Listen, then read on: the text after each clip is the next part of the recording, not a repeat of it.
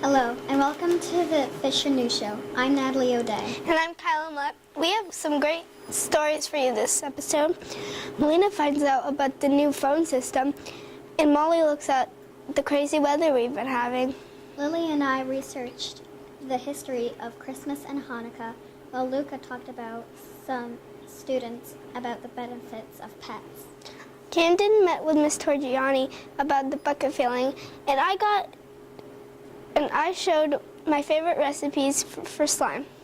Taylor takes us inside the girls' basketball season, while Lewis sits down with Mr. Briggs to discuss the Colin Kaepernick topic.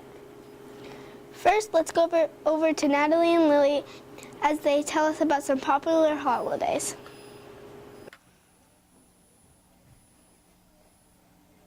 Hello, I'm Lily. And I'm Natalie. And today I'm going to talk about Hanukkah. And I'm going to be talking about the history of Christmas. Have you ever wondered where our Christmas traditions come from? Some believe the legend of Santa started in ancient Germany involving someone named Odin. The legend has it that Odin would fly through the skies on December 21st, choosing who would do well in the new year. Another legend is about Saint Nicholas. He was a wealthy bishop from the 300s who gave money to a poor family by dropping it down their chimney, hoping they would find it the next morning. That's how the story of Santa coming down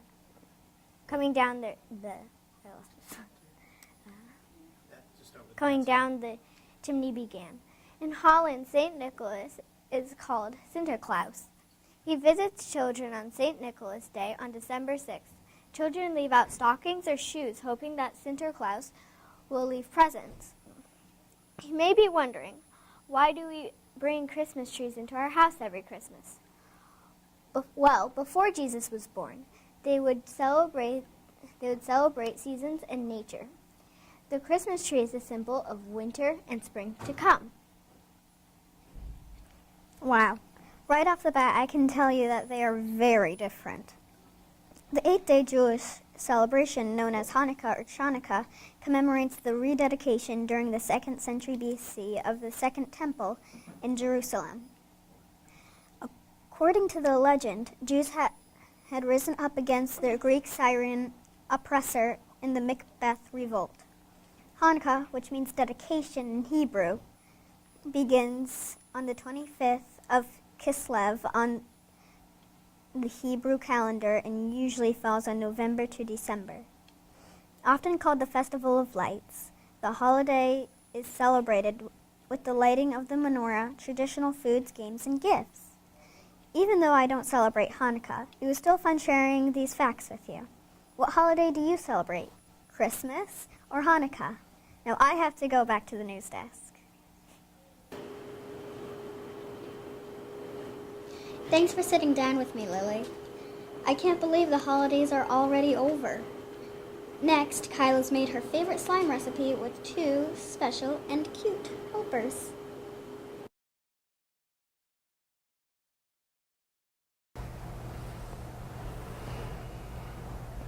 Hi, I'm Kyla Millette, and I'm with Emerson and Abby today. The first slime was manufactured by Mattel, sold in a plastic trash can in 1976. It was usually made from guar gum. You can make a lot of different slime. For instance, there's regular slime, fluffy slime, and crunchy slime. You can make slime out of a lot of different things. Darn it? Yeah. The original recipe is 1 bottle of glue. And for the activator, you're going to need 1 teaspoon of borax and 1 cup of warm water. Are you guys ready? Yes. Yes. Let's get started to making slime. So the first thing you're going to need is any PVA glue. So let's pour it in.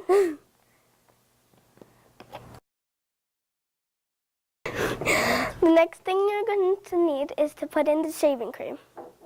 I will. You want to spray it in?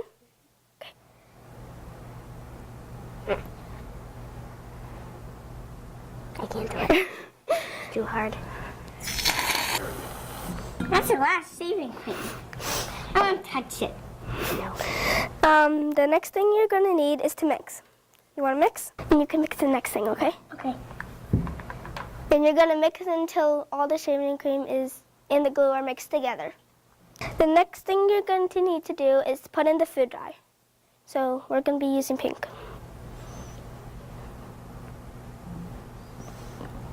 That looks like blood. Now Emerson's going to mix. Emerson will mix. Now, if you want to put glitter or anything, any other add-ins, you can. We're going to be putting purple and pink glitter in.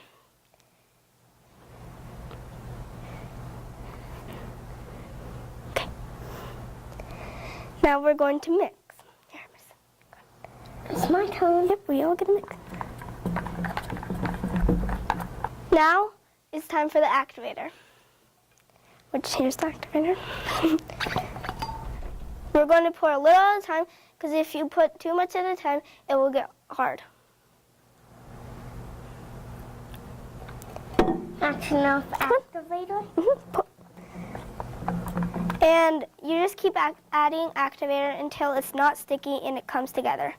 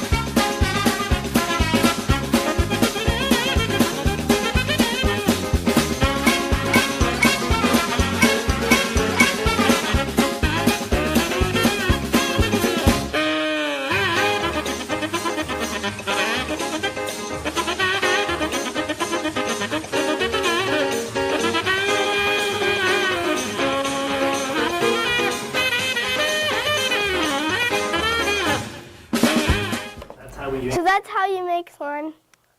Thanks for watching. Did you guys have fun? Yeah.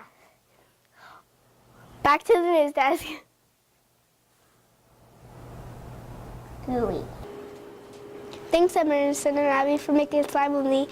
Next, let's go to Taylor as she takes us into the girls' youth basketball season. Hi, I'm Taylor Wilkins. Today I'm here with Mr. T. He's the girls' youth basketball coach. I have some questions for you. What does it take to be a good player?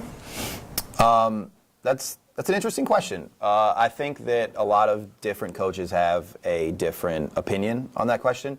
I think that it takes a player who is willing to work hard and to put the effort in because a lot of people may think like, oh, the best player is just the best player and they're just made that way, and I don't think that's true. I think that if you come in and you want to work hard and you want to improve, then I think that's what makes a really good player to me. What does it take to be a coach? I think that you really have to have a passion for whatever sport you want to coach. I don't think that just anybody can do it. I think that, when you find that passion, eventually once you get through school and you can't really play that sport anymore on a team, you want to try to help young people get better at that sport and love the sport as much as you do, and that's what really got me into basketball. What do you think of this year's team? I'm really excited about it. The group is big. There's 20 girls that are playing, combined between the 4th, 5th, and 6th grades. But I'm excited. There's a lot of new players that have not played on a team before or are just trying the sport for the first time. So that'll take a lot of work at practice. But I think that the group is going to be really fun and seem excited to come in and start working hard at practices. So I'm excited.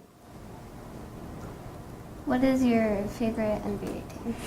My favorite NBA team is the Atlanta Hawks. They're not very good currently. They're having a tough year. They're sort of in a rebuild, but You know, they've got some young players that I really enjoyed following, but my favorite player right now probably is a guy named James Harden, and he's just really fun to watch, and he's good. My team's not so good, but he's good.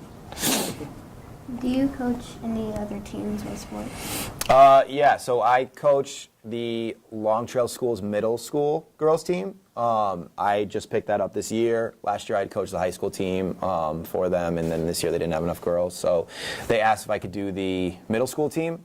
So I said sure, and I have a group of about 8 girls over there at Long Trail in Dorset, which I will be coaching during the week too, and then the youth girls will play their games on the weekend. So that's that. Well, thank you for coming. No, thank you. I'm Taylor Wilkins, and back to the news desk. Thanks, Taylor. And as a teammate, let me just say, go Arlington Falcons. Lewis Douglas sits down with a serious talk with Mr. T about the Super Bowl. Hi, I'm Lewis. Today I'm going to be talking with Mr. T about the Super Bowl from last night. Mr. T, what do you think about what happened during the Super Bowl that you thought was very cool with the plays? First off, I'm going to shake your hand because today is one of the happiest days of my life. Before I even get into the plays, the Eagles defeated the Patriots, in case anyone didn't know. I can see you're getting a little upset about that. It was 41-33, the first Super Bowl championship in Philadelphia Eagles history. So that has been really exciting for me as a fan, a lifelong fan, and just not being able to experience this as much as said Patriots fans usually do. It's pretty exciting for me to be able to experience that. As far as the plays go, I think that the coaches of the Eagles did really well of mixing things up and running some trick plays and my boy Nick Foles really stepped up as a backup quarterback, and he's that's why I'm repping him today, all day. Respect. Talk to me about how you're feeling as a Patriots fan. A little heartbroken. Mm-hmm. We did have some big plays with Gronkowski. Mm-hmm. And some with Amendola and Hogan. We almost had one play where Tom Brady was a legible receiver, but he did drop it, and that didn't make me feel a little disappointed. That was probably a tough one to watch. You know what else was probably tougher? Watching the Eagles run the same exact play, except Nick Foles caught the touchdown. So he kind of said, you know what, Brady didn't get his hands ready. I'll show him how it's done. That was probably tough to watch. Yeah. I enjoyed it. Let's talk about some fouls in the game. All right, we can talk about some penalties. What do you got? I see in the first quarter, we had Brandon Cooks as a receiver getting the ball and running, and one of your players had knocked him out cold and went to bed. He did. He did hit him pretty hard. And again, there was definitely some helmet-to-helmet contact. I agree with that. And I think that the Eagles player was Malcolm Jenkins, was his name, was aiming for the chest and caught some of the helmet. But again, this is football, not tap dancing. So there's that. Tell me about a couple of the touchdown calls that they had to review. What did you think about those ones? The first one, I would call a touchdown. You talking about the back of the end zone? Yes. Got his feet in? The second one that he had, not so much. He didn't really have a lot of control of it. Was that the one when he dove in front? He hit the ground and the ball came out. Mm-hmm. When he hit, it came out, which I would say is not a touchdown. But I do think that the Eagles may have paid the refs a little bit. It's funny you say that. My take on that play is he took 3 steps, which then makes him a legal runner, dove into the end zone, broke the plane, and I think that the ball... No, he's got pretty good air in him. So if you're talking about paying the refs, I mean, we can go back a couple of years, but we don't want to go back. We're not living in the past. We're living in the right now, all right? Nick Foles world. All right. What else you got for me? Well, you cheated still. I mean, let's talk Tom Brady, man. he still got his 5 rings. He threw for over 500 yards. One of his best. I think it was his best statistical Super Bowl for yards. So the guy's the greatest ever. I'm not knocking that. He's the greatest to ever do it. You know, it was a great game. It was back and forth, back and forth. It wasn't like anybody was bored watching it, and it was an exciting one. And you know, surprised my neighbors didn't call the cops on me because there was a lot of screaming going on, but they didn't. I'm here today. I'm smiling, and you know, we're raising that trophy up, man. And I just definitely saw that you kind of shut down the running game on us. Absolutely. I think that was a big focus. But then we switched it up and put Rex Burncat in. Yep. And he ran for, He took off. I believe, 45 or 43 yards. Had some big plays for sure. And definitely you guys had some big runs with Jay Ajayi and LeGarrette Blount. Absolutely. Former Patriot. That even hurt. That broke my heart even more. I bet it did. Okay. Thank you, Mr. T, for joining us. No, Lewis, thank you. I appreciate all that you do. All right, I absolutely do, and you know, there's always next year for Patriots fans. All right, back to the news desk.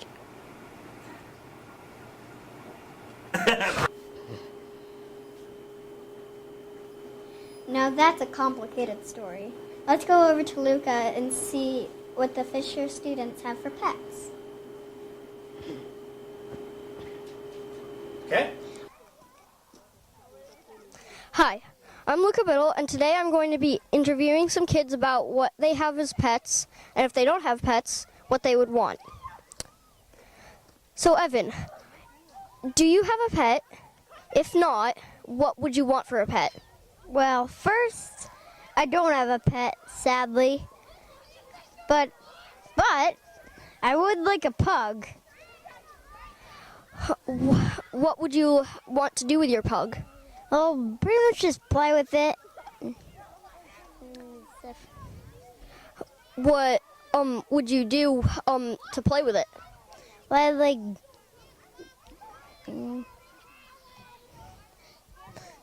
like with treats and stuff, and like teach it tricks. Oh, sounds fun. Yeah. So, Ethan, if you don't have a pet, what pet would you like to have? A husky. What would you do with your husky? Play with it, keep it safe. Would you teach it tricks like Evan? Yeah. What types of tricks? How to sit, how to probably like keep me safe and that. Cool. So, Kale, if you don't have a pet, what pet would you like? Well, I have a cat named Maybe, and she's really fat. Okay. What do you do with her? Watch her sleep. Okay, that doesn't sound like fun, but if you say it's fun, sure. Is it fun? No. Okay. So, what else? She pretty much just sleeps all day. Okay. Is that all she does, or what? At night, sometimes she'll climb onto the roof and scratch at my window for hours. But otherwise, that's pretty much all she does. Okay. Sounds fun. I guess. Maybe. So that's all for today. I'm Luca Biddle. Back to the news desk. Thanks, Luca. I wonder if 3 little sisters count as pets. Next, Camden finds out about the info in bucket filling. Hello, my name is Camden Sheldon, and I'm here with Miss Torrigiani, and we're going to talk about bucket filling. So, Miss Torrigiani, what is bucket filling? Well, bucket filling is a concept that everybody here at Fisher Elementary School knows. It is about filling our bucket with kindness, and in turn, filling all of our friends' bucket with kindness. How does bucket filling make Fisher a better place? I think what it does is it gives kids the same language to use about kindness, whether you're, you're 5 years old in kindergarten or you're 10 years old in 5th grade. Awesome. So anybody being a bucket filler is knowing that they're being compassionate and nice to people too? Absolutely, absolutely. And this is exactly what the book is about. Have You Filled a Bucket Today? Which all the kindergarten through fifth grade students have read, and so they're all familiar with that concept. And then, as you know, students have the opportunity to win an award every month for bucket fillers and show compassion and kindness and respect and responsibility. Can you give me some examples of what you've done to bucket fill? You bring up a good point, Cam. It's not just about students, it's about the adults too. We've done a lot of things as staff. We do a weekly GISP lunch, which teachers take turns and bring in food items, and we all have a weekly lunch, and we're compassionate and kind and respectful to one another, so we take part too. How does it feel to be a bucket filler? Well, I think it feels wonderful. It makes you feel wonderful inside, and it makes someone you're being kind to feel wonderful, because nobody likes to be left out or be treated meanly. And you probably could tell me a little bit about that too. How do you teach students about bucket filling? Well, kind of as I explained before, always I like to, when we come back to school in August, September, I like to give kids a refresher about the book, Have You Filled a Bucket Today? We read the book. I give students an opportunity to create their very own bucket, and we have a bulletin board outside of all the buckets, and just kind of review the language just to make sure everybody is on the same page. And it will be new to the kindergarten and pre-K. Now I know that bucket filling is somebody that's compassionate to people, nice to people, and helps people and that stuff. Well, that's all the questions I have for you today. Now back to the news desk.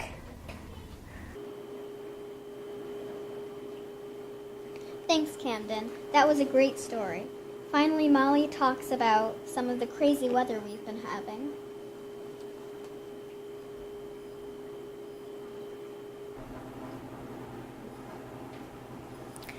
So we all know that there has been some crazy weather this month, but have you really ever took the time to sit down and think to yourself, what is the highest and lowest temperature we have had this month?